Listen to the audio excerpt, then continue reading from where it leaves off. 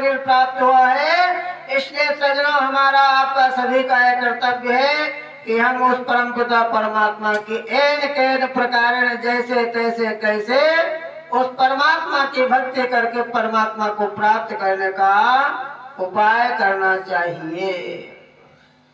तो सनक सनातन संत कुमार जी कह रहे हैं कि ये जो श्रीमद् भागवत महापुराण की पावन कथा है, इस कथा की विशेषता है, इसमें बताया गया है सप्ताह यज्ञेन कलौ पुनन्ते।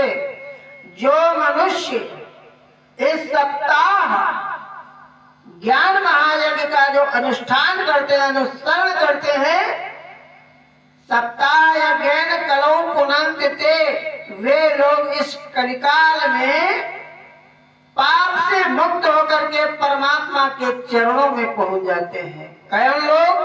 क्या बताया कि ये मानवा पाप कृतास्त सर्वदा, वो मनुष्य जिन्होंने अपने जीवन पर्यंत हमेशा पाप ही पाप कर्म किया है।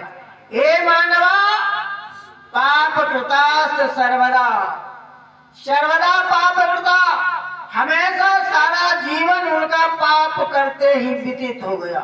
कैसे? कौन कौन से पाप? देखो, 5 प्रकार के पाप होते, 5 प्रकार के पाप होते हैं सज्जनों। महापाप, पाप तो बहुत होते हैं, लेकिन 5 प्रकार के महापाप होते हैं। और उन महापापों को करने वाला मनुष्य भी श्रीमद् भागवत महापुराण की पावन कथा को सुनने से पापों से मुक्त हो जाता है। कहा कौन? कहा पहला है ब्रह्म हत्या सुरापानम। पहला पाप है महापाप, ब्राह्मण की हत्या करने वाला। जो मनुष्य ब्राह्मण की हत्या करता है उसे महापापी माना जाता है। और दूसरे नंबर का पापी वो होता है जो शराब पीता है, क्योंकि शराब पीने वाले को महापापी माना गया है। किसी ने तो यहाँ तक कहा कि भैया संसार के जितने बुरे कर्म हैं, सारे बुरे कर्मों को कर लेना, बंद मत करना, सारे बुरे कर्मों को कर लेना, किंतु शराब कभी मत पीना। और जो मनुष्य शराब पीता है वो ये तो कहना है, उसे ये तो कहना ही नहीं चाहिए कि मैंने कौन सा बुरा कर्म नहीं किया। शराब पीने वाला व्यक्ति हर प्रकार के सभी कर्म कर सकता है।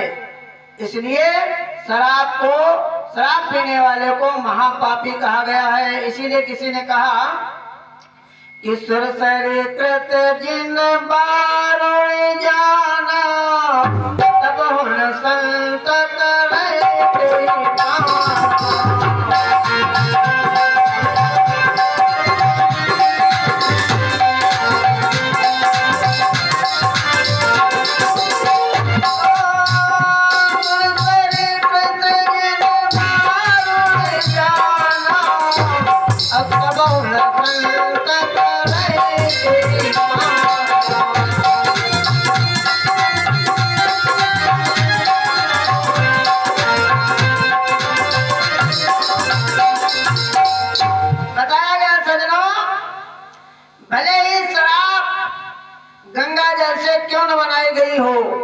लेकिन गंगा जल से बनाई हुई शराब तो आखिर शराबी तो है।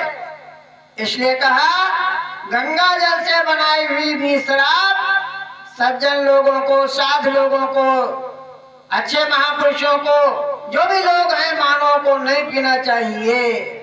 और जो इसको पीते हैं वो महापापी होते हैं। एक छोटा सा दृष्टांत सज्जनों शराब के विषय में कि देखो शराब के द्वारा क्या क्या नहीं होता है। बताया गया कि एक कोई साधक हो, घर से बैराग्य हो गया और बैराग्य भाव को लेकर के जंगल में चला गया कि इतना जीवन तो मैंने घर में मेरा बर्बाद हो गया, शेष जीवन को चल करके जंगल में चलूंगा और वहां चल करके भगवान का भजन करूंगा। सजनों, क्या हुआ, जंगल में आया, एक बट वृक्ष के नीचे बैठ गया आसन लगा करके और प्रभु के पावन नाम का जाप करता है। क्या बोलता है? ओम नमो, भगवान के पावन नाम का जाप कर रहा है। बट वृक्ष के नीचे बैठा हुआ कहता है, ओम नमो भगवते वासुदेवाय, ओम नमो भगवते वासुदेवाय।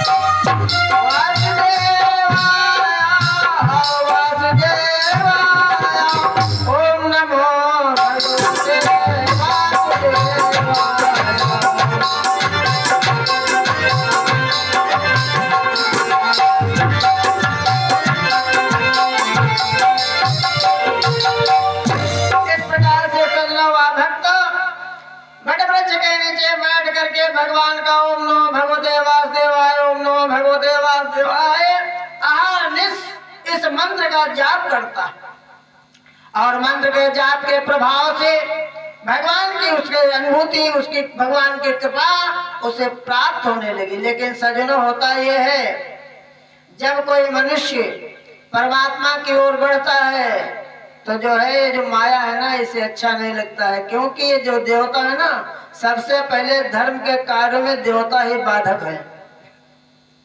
सबसे पहले ये देवता ही जो है बाधा पहुंचाते हैं। आप लोगों ने देखा होगा, जब कोई तपस्वी तपस्या करने के लिए आया तो आप लोगों ने देखा होगा टीवी सीडी आदि के माध्यम से सीरियलों में, तो सबसे पहले देवताओं को, इंद्र को ज्यादा खड़बड़ी मच जाती है और इंद्र परेशान होने लगता है। फिर कहीं पवन देव को भेजते हैं, कहीं अग्निदेव को भेजते हैं, कहीं किसी को भेजा, कहीं किसी को भेजा कि जाओ और जा करके इस साधक की तपस्या को भंग कर दो।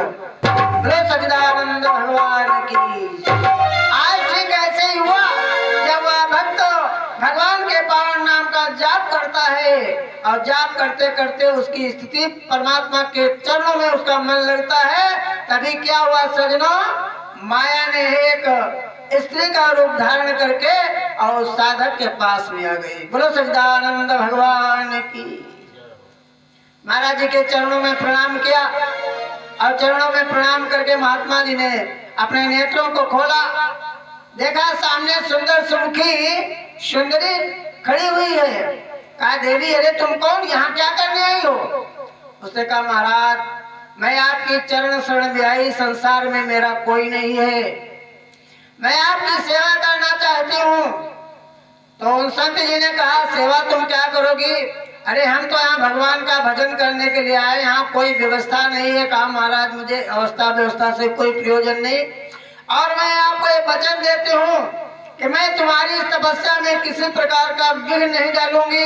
मैं आपकी तपस्या में और आपकी सहायिका बन जाऊंगी, आपको सहयोग दूंगी। बाबा जी ने सोचा कोई बात नहीं, चलो ऐसा ही कर लेते हैं। अब उस देवी ने जो है महाराज जी की सेवा करना प्रारंभ किया। सेवा करते करते करते करते करते और बाबा जी भी बड़े प्रेम के साथ में भगवान का भजन करते हैं। वो माया है ना, मौका देख रही है और इतनी सेवा की कि वे संत जी उस पर प्रसन्न हो गए और कहने लगे, देवी तुमने मेरी बहुत सेवा की है, ऐसा करो कि तुम मुझसे कुछ वरदान मांग लो। तो उसने कहा, प्रभु आप क्या देंगे? मुझे कुछ नहीं चाहिए, बस इतना ही चाहती हूँ, आप मेरी अपने चरण शरण में मुझे ऐसे पड़ा रहने दीजिए मुझे। तो बाबा जी ने कहा, नहीं नहीं कुछ मांग लो।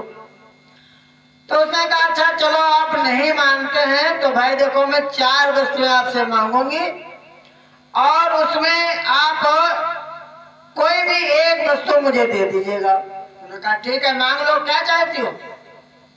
बोलो सच्चिदानंद भगवान की।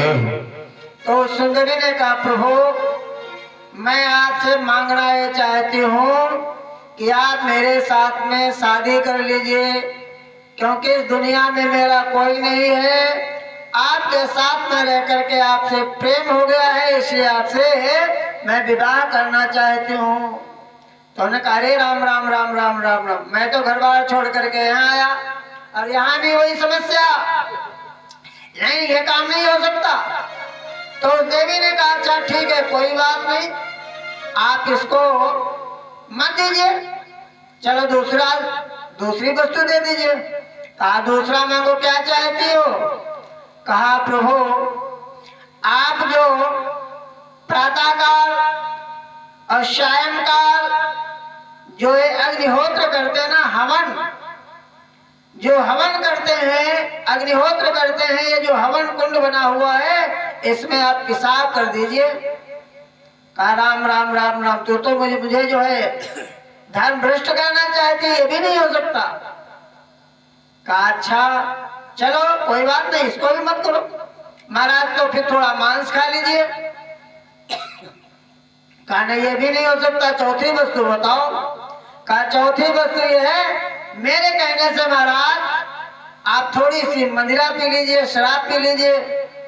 तो उन्होंने कहा, ठीक, इसमें किसी प्रकार कोई पाप भी नहीं, न कोई जीव हिंसा है, चलो पी लेते हैं। और जैसे ही उन्होंने कहा पीते हैं, वैसे ही माया ने सुंदर सी शराब की बोतल आ गई और पिया उन्होंने। तो जब शराब पीता है व्यक्ति तो उसके मुख के स्वाद बिगड़ जाता है। तो कहा, कुछ नमकीन है खाने के लिए? तो उस माया ने, वो तो माया थी, जो चाहती सो आ जाता खट से। झट से भुना हुआ मांस आ गया, मांस को खाया, शराब को पिया, मांस को खाया, और जहाँ पे अग्निहोत्र करते थे वहीं पे कम्बल ओढ़ करके लेट गए। और सजना जब रात्रि हुई और साथ ही में वो महिला भी लेट गई। जब रात्रि हुई और शराब पीने वाले के पैर कमजोर हो जाते हैं, मस्तिष्क जोरदार हो जाता है, और वहीं उस अग्निहोत्र जहाँ करते थे हवन कुंड में ही उन्होंने पेशाब कर लिया।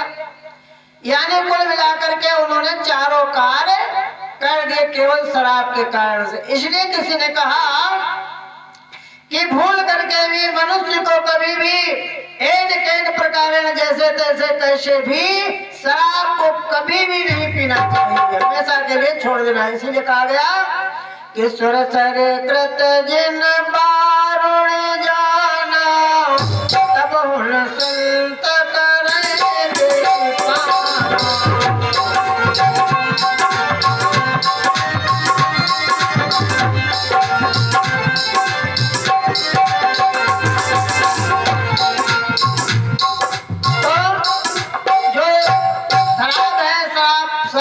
पीने वाला महापापी होता है। तो पहला महापापी है ब्रह्म हत्या, और दूसरा है सुरापानम, ब्राह्मण को मारने वाला, दूसरा शराब को पीने वाला, और तीसरे नंबर का महापापी होता है गौ हत्यारा, गाय की हत्या करने वाला, और चौथा नंबर का महापापी होता है गुरु स्त्री व्यभिचारणम। गुरु माने अपने जो श्रेष्ठ लोग हैं संबंधों में, माता, चाची, बुआ, यानी चाचा, काका, दादा, गुरु स्त्री व्यभिचारणम, अथवा वर्ण व्यवस्था में अपने से उच्च वर्ण की स्त्रियों के साथ, अथवा संबंधों में अपने से उच्च जो लोग हैं उन स्त्रियों के साथ व्यभिचार कर्म करने वाला महापापी होता है। और सजना पांचवें नंबर का महापापी वो होता है जिसने अपने जीवन में कभी ब्राह्मण की हत्या नहीं की, ब्राह्मण का निरादर नहीं किया, ब्राह्मण का अपमान नहीं किया, शराब को कभी छुआ नहीं, शराब के नजदीक नहीं गया। जिसके घर परिवार में भी शराब दूर दूर तक नहीं है और जिसकी कुल परंपरा में किसी व्यक्ति ने अपने से श्रेष्ठ पुरुषों के स्त्रियों के साथ व्यभिचार कर्म नहीं किया और न किसी गाय की हत्या की, लेकिन सजनों 5वें नंबर का वह महापापी होता है जो शराब पीने वाले का समर्थन करता है, गाय की हत्या करने वाले का समर्थन करता है, ब्राह्मण की हत्या करने वाले का समर्थन करता है और गुर स्त्री व्यभिचारणम अपने से श्रेष्ठ पुरुषों की स्त्रियों के साथ जो व्यभिचारिक कर्म करते हैं उनका जो समर्थन करता है वो 5वें नंबर का महापापी होता है। तो सनकादिक ऋषि कहते हैं ऐ नारद जी महाराज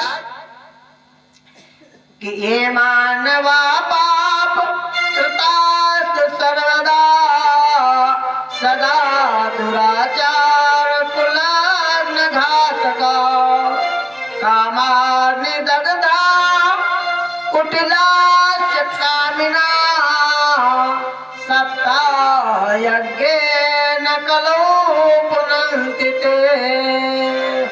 जो लोग इस सप्ताह यज्ञ का आयोजन करते हैं और श्रवण करते हैं वो इन पापों से मुक्त हो जाए। क्या बताया?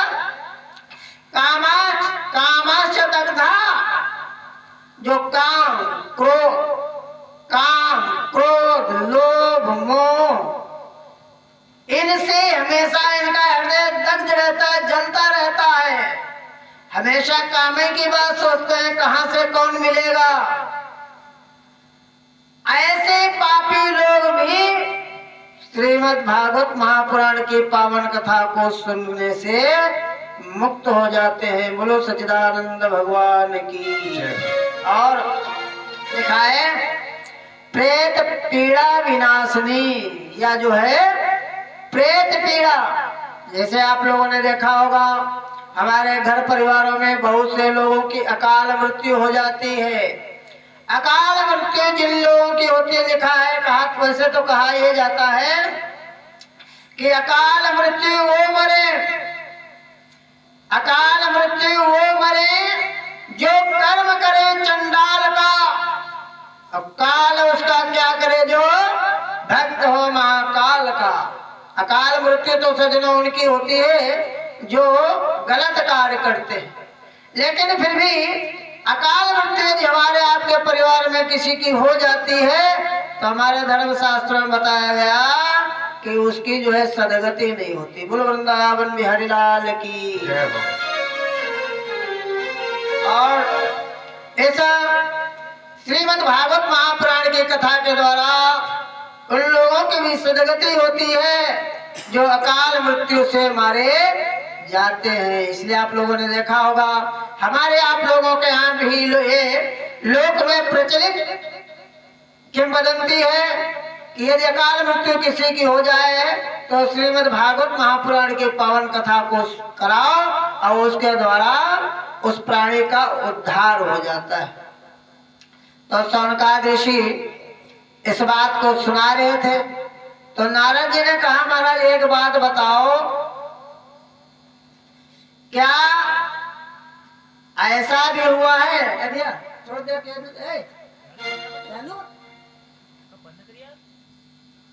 थोड़ा ध्यान रखो, मुंह में बैठ जाते। बोलो सच्चिदानंद भगवान की।